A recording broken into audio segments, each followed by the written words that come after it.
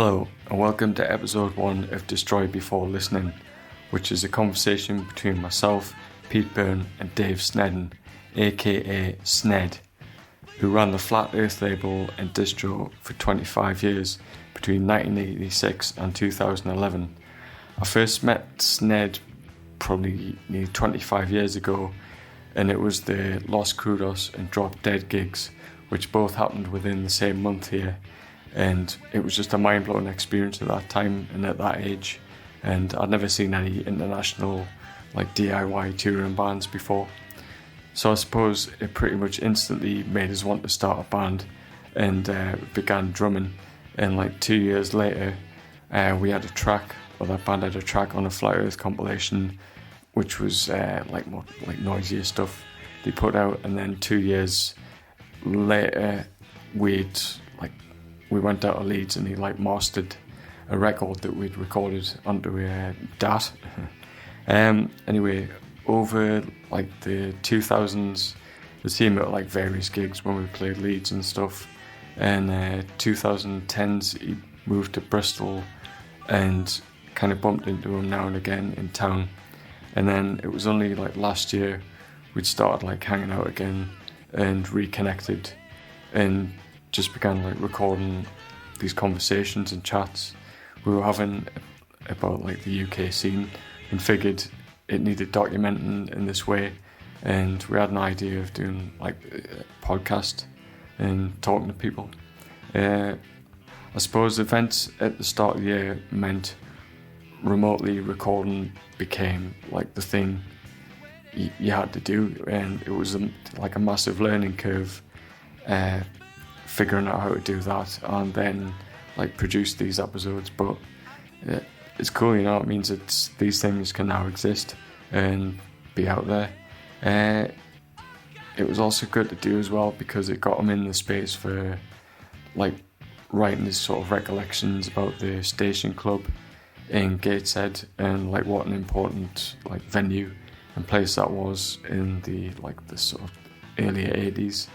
And writing a book about that, which he's working on at the moment, and also getting a Flat Earth Bandcamp up and running, which kind of documents the label and puts the stuff out there, music out there for people. And don't know, he's just a legend of punk, really, legend of hardcore punk in the UK, and it was inspirational to my life and many other people's, what he did. Hopefully there'll be a part 2 at some point, but that would be great if there was some listener questions, interactivity, what people want to know and find out, And just like to thank everyone who's helped and supported so far in getting this thing up and running. It means the world. It'll be available on most of the platforms, so please, spread it, spread the word, share it, subscribe, all that business.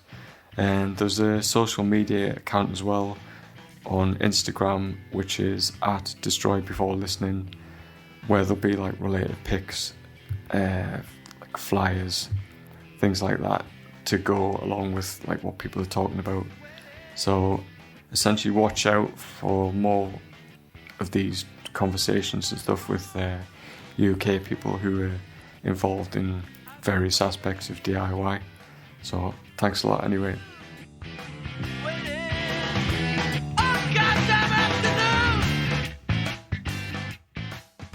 The first point to kind of frame things would be the first sort of handful of gigs that you went to when you were, coming of age, the sort of the 70s going into the 80s, the kind of the gigs you were seeing, the legendary bands, the experiences that changed things, for your direction. So I would have been going to gigs when I was 13, and that's when I first went to a gig, just the Buzzcocks Penetration in the wake of punk. And then that was it, the City Hall in Newcastle. So I would from about 13, just all the way, through to 16, 17, 18. I was just going to like just everything and anything really that you could get to. There's so many good bands around, so enthusiastic about music, reading the music papers and going to the record shop and just like being a teenager. And so around 1980 would be, I was like about 16 and I'm going to see just all sorts. It wasn't just punk. It was just, and me and my friend David would go and we'd like sneak into the City Hall and just watch whatever was on, so it was all that stuff. And so you're talking about the sort of key, or just, ones that stand out specifically, I suppose, would be, the first gigs obviously was amazing to be able to see a band live, and then I could sort of list all the things, but I guess like going to see the Ramones about age 14 was like, and being at the front row as well and just having your ears blasted off and just being totally into it. It's like phenomenal, looking up at them because I was in the front row. It's like looking up at Johnny Ramones. And it was super loud in at school and my ears are killing it. That was amazing, and I'm just thinking about the City Hall now, just going on about the City Hall, and just what a lucky person I am to have been around that age at that time and just been able to see all the things I could see, So what was the year span? Just sort of like just after punk to the early 80s or so? Yeah, say like from 1978 till about 1981 or something, when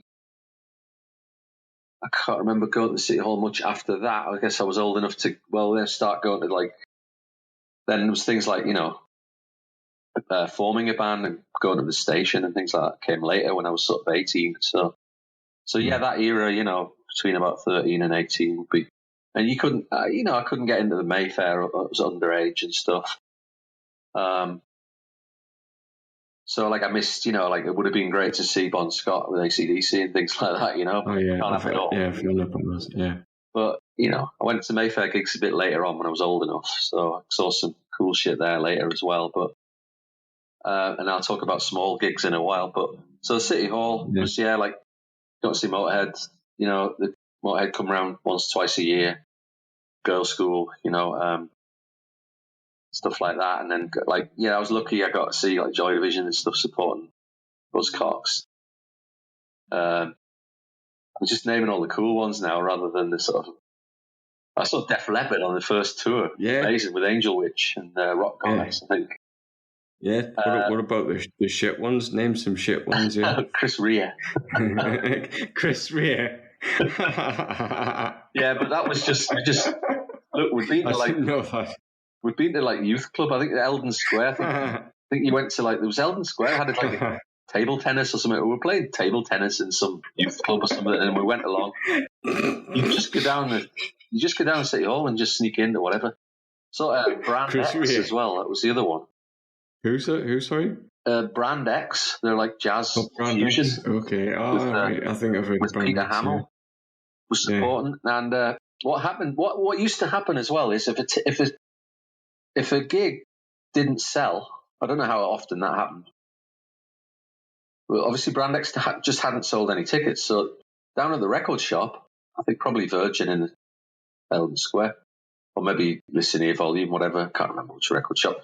But the record shop would there'd be a load of tickets for a gig, just like free ticket, So you were like, ooh, Brand X. We were just like, kids, like, that's good. It sounds good. Brand X sounds punk, And then it was like, so there was this sort of gig at the City Hall with, I don't know, like loads and loads of teenagers wanting sort of punk for free, just and getting like jazz they get fusion. prog instead. Yeah, jazz fusion. Shit. I'd forgotten all about that. So yeah, anyway, going into great depth about the City Hall years, but I was just really lucky. I've forgotten. Just lots and lots of names of cool bands. Anyway, smaller gigs and the first. Yeah, the smaller. Yeah. Oh, well, I'll tell you what. I went to see the Tom Robinson band with my mum in 1978 when they were just coming out, and that was about the same time as seeing the Ramones. I was like 14, and that was the first time I went to a gig. They had like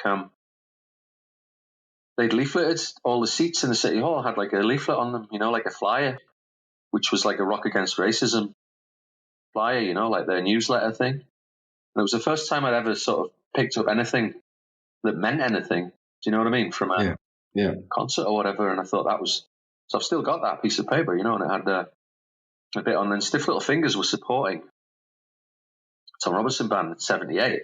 Like they just put out the first 7-inch or something, and there was a buzz in the music papers. And I was like, I want to see them. And I remember my mum in the fucking City Tavern, and I was like, tugging on her coattails. Like, come on, there's a band I want to see on. They're playing now. Come on. She's like, I'm just gonna have another pint. And I'm like, fucking come on, man. So I got to see like half a Stiff Little Fingers set. Yeah. At the City Hall, where like no one was that interested. It was just a few people, a bit of a buzz at the front for a few people that knew about them, and then this sort of the mainstream crowd that was followed. Tom Robinson had the hit records and stuff. Anyway, that's the precursor to my story of Stiff Little Fingers playing at the Guildhall in 1979, early 79, which was the week that Inflammable Material came out. Nice. And it was a Rock Against Racism gig, and it was supported by Essential Logic, which is Laura Logic from X-Ray Specs, who I'm a big fan of. And Robert Rental and the Normal actually played. I found that out later on in life, but I guess I didn't see that. Because I asked you about that recently, didn't I? And then you said you'd seen him, yeah. It's interesting. I don't remember seeing Robert Rental and the Normal. Oh, yeah, I definitely remember seeing Essential Logic. But anyway, I'm like, what was I, like 15? But it was an amazing gig, that's the thing, because in Stiff Little Fingers, I'm not that arsed about. To be honest, they've been rubbish pretty much ever since. But that, in my opinion, but but from a year or two later, I couldn't give a shit about them. But at that week, at that time, and that place, it was phenomenal, And the fact that we were able to get in there, they played again when they were still kind of on their game, but it was at the Mayfair, and we couldn't get in. Mm-hmm. There's a whole story about my friends getting to see them somewhere else. Me not getting to see, but anyway, enough about Stiff Little Things. And then, like the Fall played at the Tyne Theatre, which was an unusual gig event of a venue. I'd never heard of a gig before or after that. And that was with Cabaret Voltaire as well. So that was a kind of, what was I, like 15 then? That was a big fucking deal, to that. And it was kind of, it was all just a different youth around the Newcastle area, I suppose, were just there. It was like the first time you were seeing a bit who was who, a bit of a scene, I suppose. It was I was too young to be at the early small punk gigs that I've heard about since, What like the crowd size? I mean, what sort of size crowds were showing up to these? A few hundred people, I suppose. A few hundred people, still decently, But it was just a different vibe to the City Hall, where you're actually in seats. Well, actually, New Time Theatre had seats, actually, so it's a theatre. But Guildhall was like the first. I guess Guildhall was the first time I'd been to a gig that wasn't. You were in a fucking seat, Yeah. And that's that. I remember Menzies stood on my foot as well. I remember that. But I didn't say anything. It was quite scary. But I knew who he was. So, anyway, so, and then I got a bit older, I suppose. The Rosillos gig as well. You did. I just want to say the Rosillos gig was fucking phenomenal as well. That was at the end of 1978, and they split up like two days after that or something. And that was supported by the Undertones and the Recons, and it was that was amazing. So I just put that in there. Just cool. on their game, absolutely. Just Motorhead, fucking hell, man. Motorhead continued to play the City Hall even in more recent years, And my mate Ash he'd get the tickets, and he'd always get the tickets on Lemmy's side of the City Hall. So he'd be at Lemmy's side. And that's probably where Stu. I'm sure that's the kind of thing he does. Yeah. Got to get up there, get in front of Lemmy. Fantastic, man. Yeah. We keep an eye on his bald patch over the years. I remember sort of spot the different roadies and stuff like that. Keep an eye on his blood. I don't know. I've never counted. I guess I've seen him like 20 times or something, but I've never really counted it. Yeah. I was in the balcony when they were recording. Anyway, No Sleep for Hammersmith, some of that got recorded at City Hall. Right, I've gone off. This is not very concise. I'm just rabbiting on about the City Hall. Yeah, it's funny.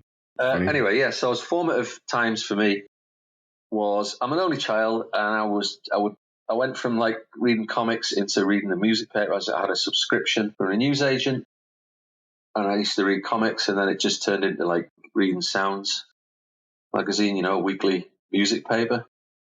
So I was obsessed with. I would soak that up and read everything in Sounds every week, just really like obsessively obsess about stuff like that. And I sit in my room, and I would like obsess with the fall, obsess with the swell maps, and make little scrapbooks and just be a fucking nerd, And then I'd look in the back of the music papers for the little classifieds and, find out about fanzines and things like that and sort of get, like, I was seeking, something smaller and more independent and more interesting and do it yourself.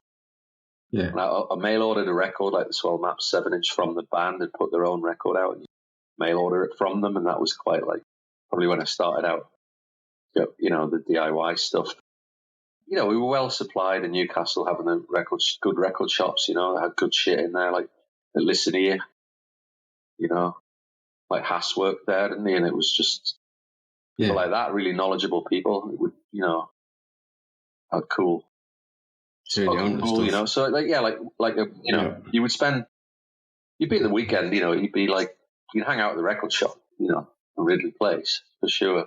You go down Windows, you go down Callas as well, was like a travel agent on Northumberland Street that used to have a record, like a floor that had records in it, which is, and whoever worked there just brought in all kinds of weird, wonderful stuff. And I got Crass records from there and shit. That obsession with music, music papers, records, going to gigs, just that was it. It's always been my life, really. I don't care that much for other things. It's kind of what it's been. What we do. I think, I think this would lead to, your first time you venturing out of Newcastle or the area to see bands, and you mentioned like going to see Crass and how important that was. Oh, before, that was a big deal. I mean, that's when I was sort of 17 growing up. But we went to Reading Festival in 1979, which I was like, just turned 15, and with David and Kid Ricky, a few kids from school, and there was another kid from school had moved to Reading. So we were good to go because we could stay at this kid's parents' house, So it wasn't like the independent travel of later on in life, but I got to go to that festival at that age. And, the Ramones were fucking playing at that festival. So that was everything. And then they cancelled, kind of sucked. But I got to see Motorhead and the Police and the Cure, and the Members and Cheap Trick and all this kind of cool shit, So that was that was kind of the first time I really was able to go away without my mom and stuff, really, like with my pals. Later on, the Crass was the time. So that was 1981, and that was in Crass were playing in Carlisle, and they never played in Newcastle, so you had to go out for the night and spend the night out. They didn't have mate driving us or anything like that, so you had to I got the bus over or the train, or I think I got the bus over there actually, yeah. And I found out just recently, talking to my friends, Michael from Reality Control, who were like my school friends, and I didn't know them at school, but ended up living with them and hanging with them and friends to this day. But I found out that I met them getting on the bus, actually. It's like, so I had some people to go with because I was just going to go on my own, really. So, so that was quite formative because you were like, obviously Crass played in this sort of Carlisle like market hall place, and it was just seeing how it was all set up. There wasn't fancy lights or anything. It was just they had to set up their stuff, and wasn't a rock and roll venue, you know. And it was a small town, and it was, you know, just lots of youths and quite a violent atmosphere in the air because it was kind of those were the times and stuff. And so yeah, that was phenomenal, and you know, it's quite well documented across where quite an amazing live experience. So, well, was there a reason that they didn't play Newcastle or never no, played they just Newcastle? would play where they could get a place, you know.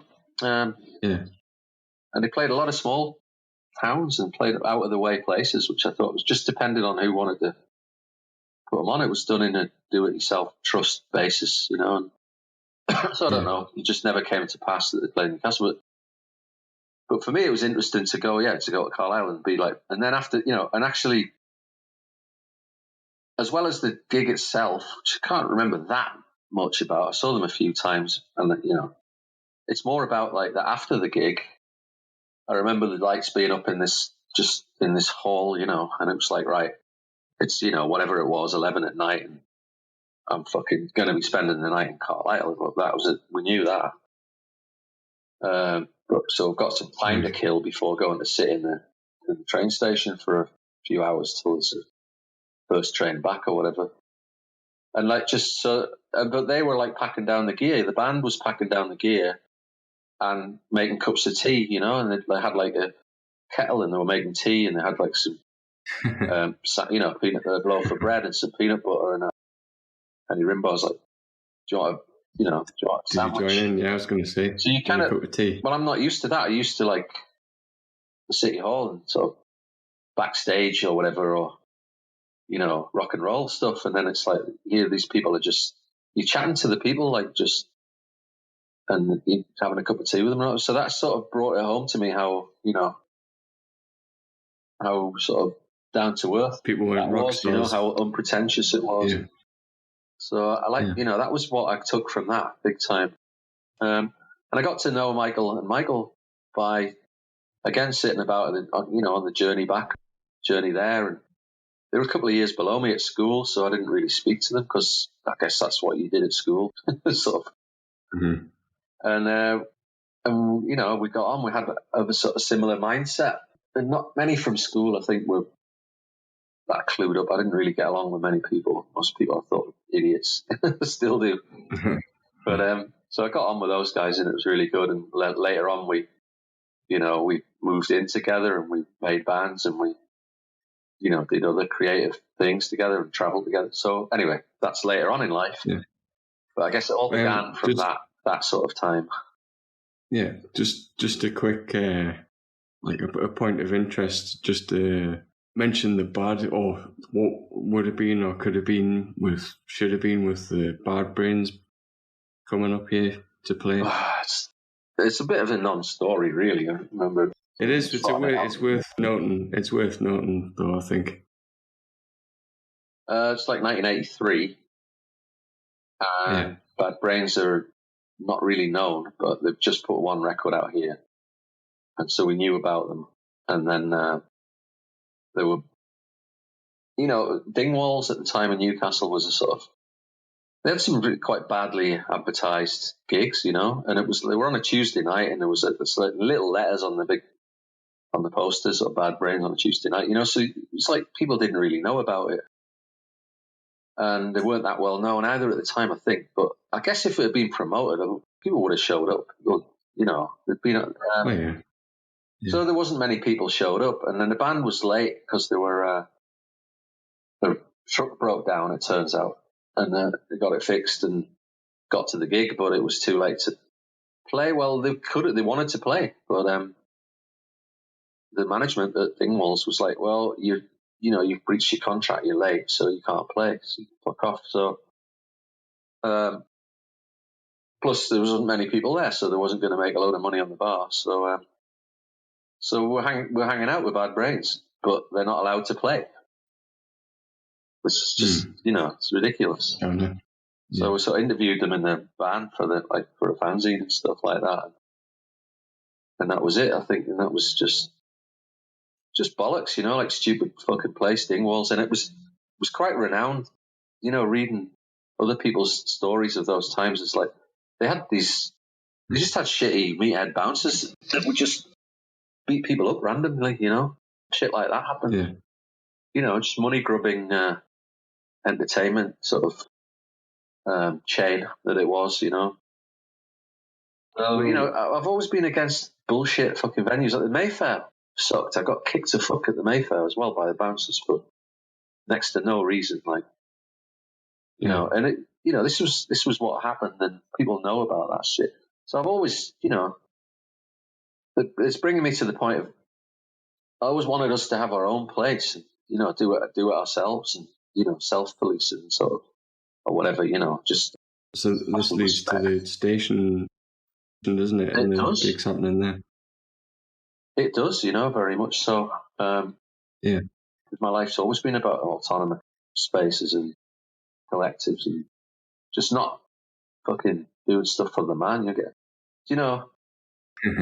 So me and David from school in High Heaton, we wanted to make we were both into music, best friends at school, and into music. So we wanted to make some music, So we would add a guitar, and he wanted to play drums and stuff. So we'd mess about doing stuff and making up silly songs in the bedroom and shit like that, and then sort of did some music with some other kids from school and stuff that just like people do, just fucking about.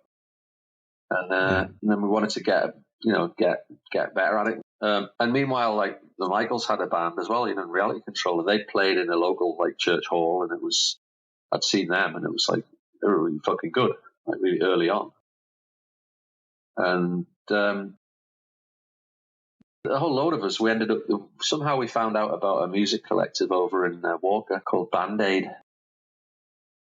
Before Band-Aid happened, it was like 1982. Yeah. This is. So we went over to this Allendale Community Centre in Walker and sort of met, there's a youth worker, and there's a few other people from bands, I guess, sort of showed up. So there was like a handful of bands and a youth worker, and you kind of, I guess there was a grant and there was enough money for equipment or some equipment, and you could, I can't remember quite how it worked out, but we sort of, I remember attending meetings at this community centre and stuff, and we played there one time. Things like that, and they put on a festival in Walker Park, and that merged into another. That became another. They changed the name into Lula Music, and it became this. And then they met up with another collective. There was a lot of collectives kicking about, and they that went off to be something else. But at this time, and this is about the time we were, as well as making a band, we also were making a fanzine as well. So that was another way of reaching out to. To putting yourself out there, and going, this is what we think about things. And, so they all happened in conjunction. And then, so getting into summer of 82 would be like, I was just turning 18 and going to the Gateshead Music Collective, which we'd heard about. And that really, that made just much more sense to us. It was less, it was just better. The crack was just better. People were more they already had a kind of established group of people that had been doing this for a while through the garage and everything, and which I didn't really know about at the time. And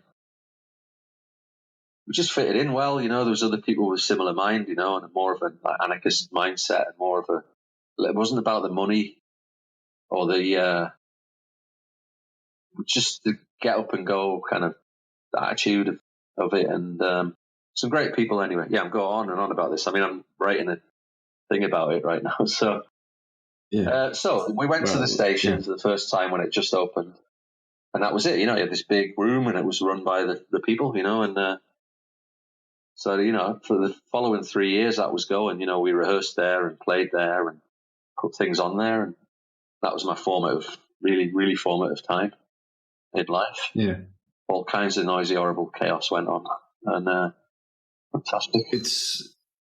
There isn't. Would you say there's an equivalent even these days? There doesn't feel like it's different times. A music collective and a venue, and everyone's kind of involved, and like a scene. That's how scenes happen, I suppose. Different times. Well, look, people didn't have equipment. I'm not saying everybody has lots of equipment now, but there was a lot of unemployed youth. It was, well, I'm sure there is now as well. But I mean, yeah, lots and lots of unemployed people. There was grants available to get people to do these creative things, because those grants have gone now. I mean, yeah, it's such a different world. Well, it's important when you're starting out. There are places, you've like 15, you can't afford like drum kits and amps and stuff, so there needs to be like a communal practice space where you can do things. Well, nowadays, if you were a kid starting a band, you could go and hire. You would just go to like First Avenue or somewhere, and you would use the equipment there. That's what people do, which is fair. It's legit. But in those times, there was like desert and stuff. There was places like that, but the music, collective was just, mutual aid. You would help out with the place, and it just gave you the chance to bring. We brought bands to the town, and we put stuff on, and you had your own space, your own world that you could be in, away from the. I don't know. Anyway, it's idealistic. I mean, it did get smashed up a few times, but it was a learning curve, big time. So it helped the band, because we could rehearse, and so I missed that. It was great. So during the time at the station, around from 82 to 85, I was involved in Gates of Music Collective. I left home in 1983 and got a flat in Benwell with Michael and Michael. Rented the flat, and the living room was my room, so fucking hell, no privacy. People coming through your room to go to the toilet. But you know what? It was away from home, so it was like kind of freedom, like the independence. So and you were signing on the dole, so get my gyro, and you could like spend your money on booze and records and live in your flat, So pretty cool. Saved up some money, got a grant for bedding, which I spent on a double tape recorder, and then was able to copy our band's demo tape because Blood Robots had made a recording. Yeah, Blood Robots being the first band that you started, formed. We had a few. It was just me and Dave, and we had other people came and went, but it didn't quite get going till 1983. So eventually we got a lineup when we met Mickey through an advert in the record shop, and then when we got along, it was really like, then it really picked up. And he brought some songs and some ideas, and then we worked. And we got this thing together by summer of 83. We'd recorded at Spectro Arts, which was another place where people would meet up in Newcastle. It's quite a Spectro Arts cafe down by, I don't know, I can't name any streets and knock them all down. But anyway. In Newcastle somewhere. And so we had a recording of our stuff. Michael, who I lived with, was on a scheme there as well. So he was on a scheme in the 8-track studio and stuff. So that's kind of quite useful to have his input. And then, back at the flat, I'll be copying the demo tape and then taking, carting them about to gigs and stuff, want to buy our demo. So that's the beginning of like making, of distributing and producing music,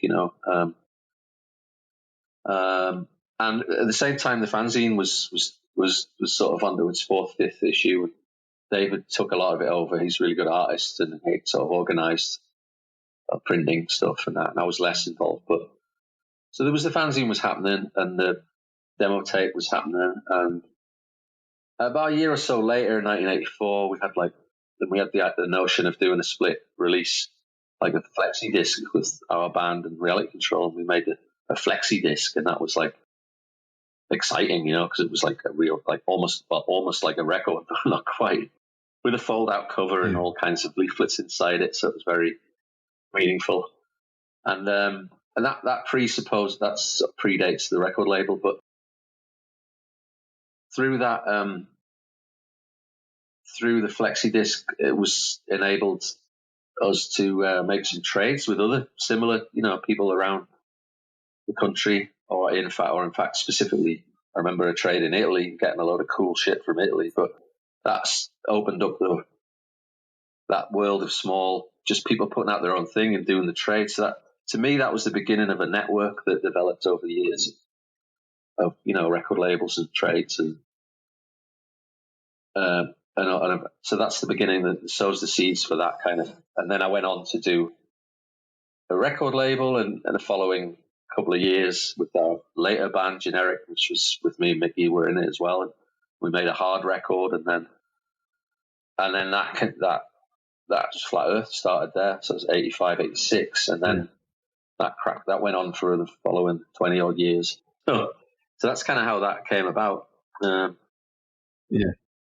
So this it's basically stems from the zines and the tapes and like the collective idea, forming a label and getting out there. Yeah, you would like.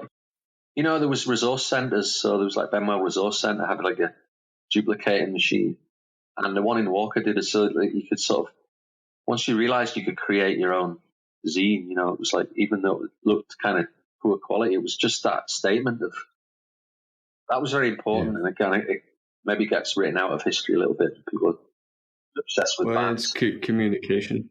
It's communication as well, isn't it? You've got the zine, you've got the communicate. You've got the zine front and sort of leaflets and stuff. I mean, we're also involved in this anarchist group as well. So you were making leaflets and newsletters and things, and that was another communication outside of the music stuff. So these things melded together. But that's what you've got. You've got your music and your printed word and your networks developing. So that's sort of how it came about, and that was it. Just while that was all happening, we were in various shared houses, because none of the flats we lived in lasted more than a year. You would get sort of moved on to the next place. I don't know, just maybe bad luck that we didn't end up. It would have been nice just living in the same place for more than 5 minutes, but it kept just moving around the West End all over the place all the time. I guess landlords just want your money until they've fixed their house up, and then they tell you to fuck off. I don't know. I was never a bad tenant, but we just moved house a lot. But then I'm kind of glad of it now. I had a lot of different experiences, lived with different people around there and stuff like that. Transient times, if you like. Okay. Well, you mentioned the sort of anarchist side of things, or the politics, but there was a lot of things happening around the time you've mentioned, and like you've got the food corps and like the protests that were happening. There was a lot of like the class war and miners, C&D, anti-apartheid, things like that. Yeah. Just how that like is also a part of the culture, or inspirational to a message. I'm trying to think of the miners' strikes at the moment. Do I need to rephrase the question? No, I'm just naming all the things I could. But all that stuff was happening. I guess politicizing as well. You knew what was right and wrong, but the Falklands conflict, the Falklands War, spring of '82, was pretty seminal. It was like, that's when you realised what you were. That's when. So does that create an unrest or feeling of unrest for the decade? Well, I was a little kid. I remember shit like the 3-day week and all that, power cuts. But I was politicised. Yeah, I mean, definitely with the Falklands, sort of some, because it was like I was in sixth form or something. It was like kids were, some kids would be getting behind it because it was the Sun newspaper, Murdoch, and I mean that's like, and Reality Control wrote quite a lot of stuff about that in their records actually, but because it was a big deal, you kind of realised that's when you realise people can be manipulated, and that's when you realise the power of the tabloid media and the bullshit that they come out with. which we're living with right now, you know, always have done. But that was a wake-up call, you know, and just sending off young men to get slaughtered for Tory, so Tories could get the jingoism up and get re-elected, and Thatcher and all that stuff. So you kind of, that was a wake-up call there, and that's when it was no longer, you know, lovey-dovey, love and peace. It was like, fucking hell, this is harsh. So there's that, you know, that's key. Also, I mean, the miners' strikes, like a couple of years later, 84 through 85, and then you really realise, you know, that's when it got more militant. Really, that was just, I don't know. I don't really have to describe. I think, you know, people never forget. You don't forget about that shit. It's horrible. But I mean, I wasn't like witness. I didn't get beat up. I wasn't really. You know, we like collected food and things like that, but I didn't go out like fighting coppers or anything particularly. But that's what time you were living through anyway, and the threat of nuclear war, obviously, and cruise missiles landing here, and like we went down to Molesworth to like a sort of peace demo. You kind of realise that peace demos don't do a lot really, and then Stop the City was like my kind of idea of a valid, more useful way of spending your time. And that was in London initially, and that was going down to, you know, just pointing out the fact that the city is where the money's made, and that all this shit happens because of the city, you know, and it's like going to the heart of the matter, you know. So it was a bunch of fucking punkers and weirdos or whatever going down to the city and sort of trying to blockade it, not let the bankers into the banks, sort of thing, you know, that kind of thing. So there was, so that was that's when you were just lining up all the different things that are wrong in the world, but just getting behind the beast that is capitalism, you know, as well as, you know, well, it ties in with sort of, and I was a vegetarian. It was like animal rights was important to me, like hunt sabotage was another thing that was, you know, most everybody was involved in around me, you know. It was like, it was to save, you know, of course it was to save foxes, but it was having a pop at the rich as well, you know. Having a bit of a shout. But it was a bit dangerous. You mentioned like food co-ops. I haven't brought that in yet. Sorry, but again, again, the collective idea, along with the music collective, would be food co-op, and it was being a vegetarian and all, and finding out that, you know, Suma I guess other people had done it before. I don't know, health food, you know. I guess just Suma still is a huge distributor of health food, and you could, if you ordered £150 worth of stuff, they would deliver it for free. So it was kind of like you get the catalogue, and a load of people would just chip in. You know, it's really common sense. And just,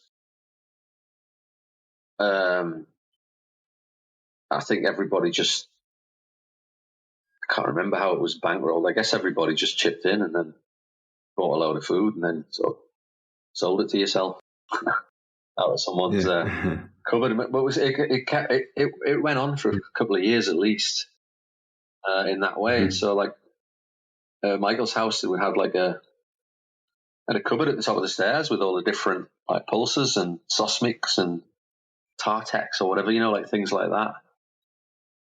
You know, just dried food and sealed things, and just that would be in like wasn't like vegetables, it was just sealed pulses and rice and this, that, the other. And you would go around and you would weigh some out and you would pay the rate for it. And so it rolled on like that, and we rotated it around a few different households. And our household was a bit more chaotic, and it ended up like, it wasn't, you know, I don't know, people didn't write stuff down, and it didn't totally pan out. But that was happening as well, you know. So it's another sort of example of this collectivization, this sort of do-it-yourself thing that was going on. Yeah. And, you know, whole food was a bit harder to get hold of, to be honest. You know, things like Sosmix were quite antiquated now, but there was like one health food shop in Newcastle, as far as I remember, and there was like one brand of like vegan margarine and so on and so forth. It was quite, and soy milk was like expensive, and things like that, like things that you take for granted now. Well, it was harder, and it was more marginal then as well. So it was a little bit, you had to put the effort in. So yeah, that was part of the lifestyle as well as the rest of it, And making homebrew was pretty crucial because it saved money and you could drink more. I don't know. And all these other just cottage industry type, homemade type things would go on. So yeah, great. There wasn't Primark then, or anything. I don't know. So our clothes together. But well, to bring it back round to to bring it back round to bands again. So you're playing in Blood Robots, but then that like sort of fizzles out, but you start Generic. Generic starts in like early 1985. That's right, yeah. Which was, so this is with Mickey as well, isn't it? Carrying over. Yeah, the Blood Robots sort of fell apart in like summer of 1984. Fell apart. Just yeah. People had different interests and went off in different. I don't know. I think we've done what we could do. Well, you're young, aren't you? Yeah, so. I don't have to explain it too much. But David the Heck was definitely. I think he was less committed to it, and he went off to playing some other bands later on that were looking great. But it just had its time, I suppose. And then there was a few months where I don't remember doing anything much with bands, with people. I think I messed around. Yeah, jammed with some people at the station and stuff. Yeah, like public servants, played drums. Just was hanging about. Can't really remember. It was a winter, and I guess I was just hanging about. Anyway, January '85 was Generic. Wiz and Terry been trying to get a band going over in Leamington for a long time, and we'd met them down the station or stuff, and they were like, "Do you want to have a go at some new band thing?" So I turned up, and then Mickey turned up as well. So they'd asked us separately, but we were like, so I was surprised to see him there. But then, so we carried on. I mean, I've been in 3 bands with Mickey over the years, and it just worked straight away with Generic. Yeah, so like the early practices, it worked, and it was more like we were into like getting more into hardcore music and fast, whereas Blood Robots was not the same. Yeah, so I suppose that was it. It was 2 of us went off to do fast, and 2 went off to do other like weird. So this would be like the influence of tape trading, wouldn't it? The bands you were hearing inspired you to do music that's faster. Maximum Rock and Roll was by this time I wasn't really reading sounds as much. I left home. I wasn't really the music papers. I didn't really pay quite as much attention to at this point, because now I had like Maximum Rock and Roll. That was your Bible for your international and your hardcore stuff.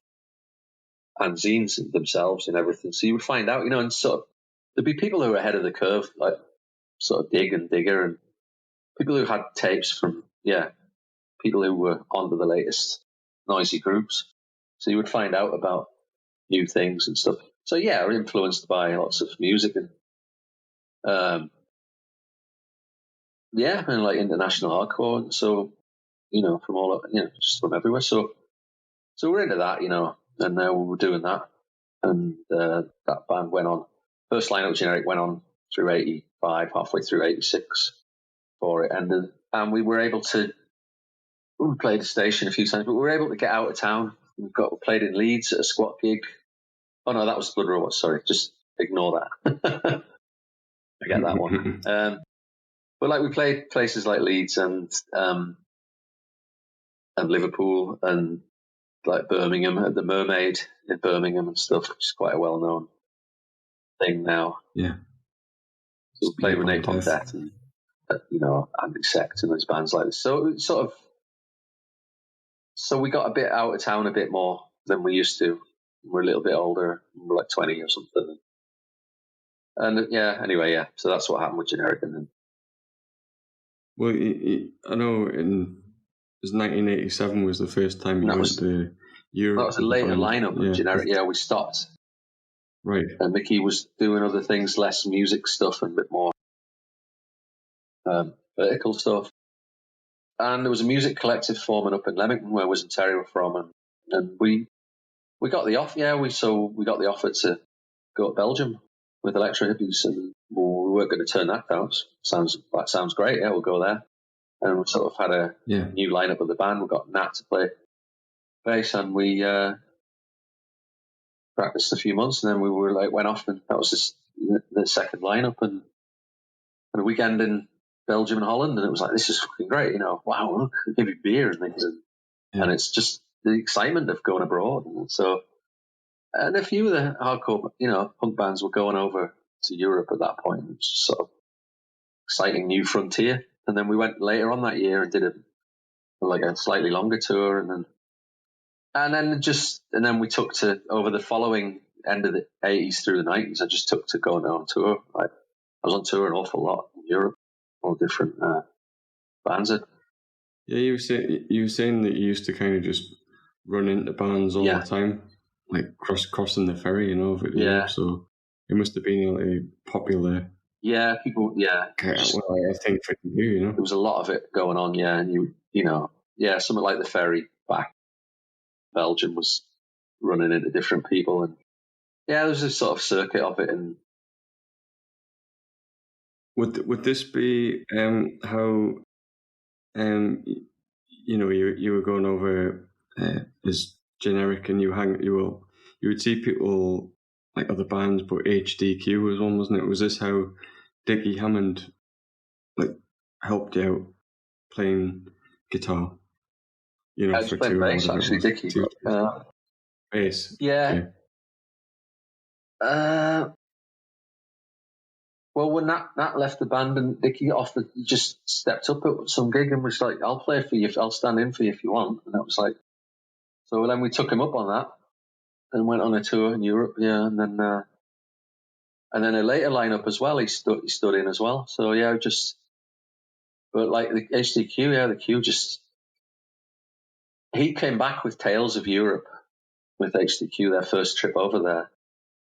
And I can't do a Dickie impression, but he was just enthusiastic about how amazing it was, and it's fucking great, and so he's just telling us all this stuff about it. So he was just hooked on it, and the Q, and I went over that with them a couple of times as well in the back of a van with loads of people, just fucking no seats or anything, just sitting on top of amps, fucking. So we did all that shit, and that was. They were just going on tour a lot, they had a hunger for it, just was touring a lot, definitely, HDQ. And then you were able to do it. There was a bit of a network, I guess, the same thing, I guess their contacts would become our contacts, and you would ask around, and you sort of build up a network in conjunction with, the records and the zines and everything. You just, you'd find out. The more you went, the more you knew where to go or where not to go, and who to ask, So you just it was a healthy sort of scene in mainland Europe, I think. Yeah, I know. I think you said you just kind of winged it. Was it the first time you went over and you just kind of were a bit clueless as to how you were going to get anywhere or what? Yeah. You were going to do. And yeah, well, we just went for a weekend, and we had a gig in Belgium, and then that was what we were going to get paid to do, and it was going to cover us getting there. So we didn't have a van, and it was just like we went on Buzz and Electric was just met up in London and got on a ferry, got on a coach that took us to a ferry and ended up in Amsterdam. And then thought, right, we'll go hire a van, and then realised that you need a deposit. I hadn't thought that through. But thankfully, the kind woman from Conqueror loaned us the money, trusted us enough to, we'd only just met, trusted us enough with a deposit, which we then, so we hired the van and we drove to Belgium, did a gig, drove to Venlo, did a gig. And that was it. I think 3 gigs we did, 2 in Belgium and 1 in Venlo, and then that was it. It was just like a weekend away in Amsterdam. And you're young and it's Amsterdam, and it's like, hey, you can smoke weed, drink, and do anything you want. Yeah, stay in some squats floor, and it was about 10 of us there or something. So it was all right. ding dong. So, I mean, would you say that the element of, trust or whatever was stronger then? You could just, people trusted you a bit more in Europe, or,